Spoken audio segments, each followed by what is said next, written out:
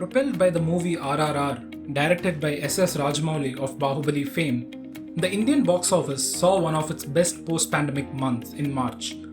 The period action drama was instrumental in bringing back audiences to theatres and registered the best global opening day by any Indian film. In just over 2 weeks of release, RRR has grossed Rs 1000 crore at the worldwide box office. It had helped Bollywood cross 500 crore rupees in box office collections in March, along with movies such as The Kashmir Files, Bachchan Pandey, Radhe Shyam and Jund. In the pre-pandemic year of 2019, the average monthly gross box office collection of Bollywood was about 400 crore rupees. If this was the action in March, industry analysts say April promises to be as much exciting, going by advanced booking trends and a strong lineup of movies. They say the industry is witnessing what can be termed revenge consumption after months of COVID-19 restrictions. This month's biggest releases are the Kannada film KGF Chapter 2 and Vijay's Tamil film Beast. Both the movies, just like RRR, will hit the screens this week in 5 regional languages including Hindi. April will also see the theatrical release of Hero Panti 2, Runway 34 and Shahid Kapoor's Jersey, which is remake of the 2019 movie of the same name. The dominance of South Indian cinema showcased during the first 4 months of 2022 is a continuation of last year. In 2021, South Indian films generated 3 times the box office revenues of Hindi films, with a total collection of 2,400 crore rupees on the back of more releases. Around 58% of the total box office revenues of rupees 3,900 crore last year were contributed by regional language films. Right. If you look at this month specifically, there has been a 25 to 30% growth in terms of box office revenue. I think, going ahead, there is still a strong content pipeline.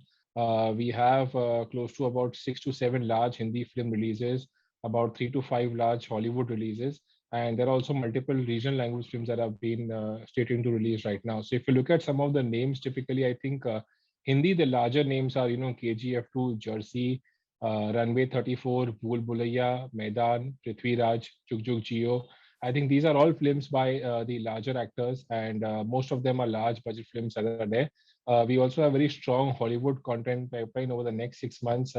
We've got Avatar 2, we've got Doctor Strange, we've got Jurassic World, Thor, MI7, Black Panther. So it's looking like a very promising content pipeline, at least until December. And I think this growth momentum is going to increase from here on. So I think if you exclude the month of Jan and Feb, which were largely shut, I think if you compare from a March to December standpoint, the revenues will definitely cross pre-pandemic levels. You may see a growth of close to about 15-20% because the content pipeline is phenomenally strong.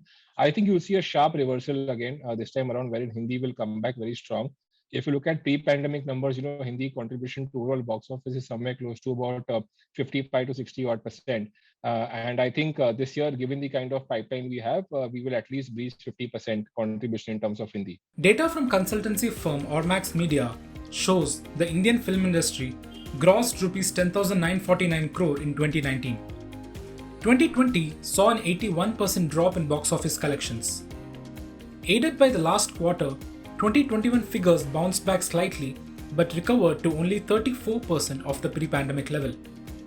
With releases like Doctor Strange in the Multiverse of Madness, Jurassic World Dominion, Bhool Bhulaiya 2, Maidan and Prithvi Raj scheduled in May and June, there is no stopping the box office party this year. Despite the first 2 months being a washout, the strong growth in the rest of the year means 2022's box office collections should come close to the 2019 number if not equal it. If you like this video, share it and subscribe to Business Standard.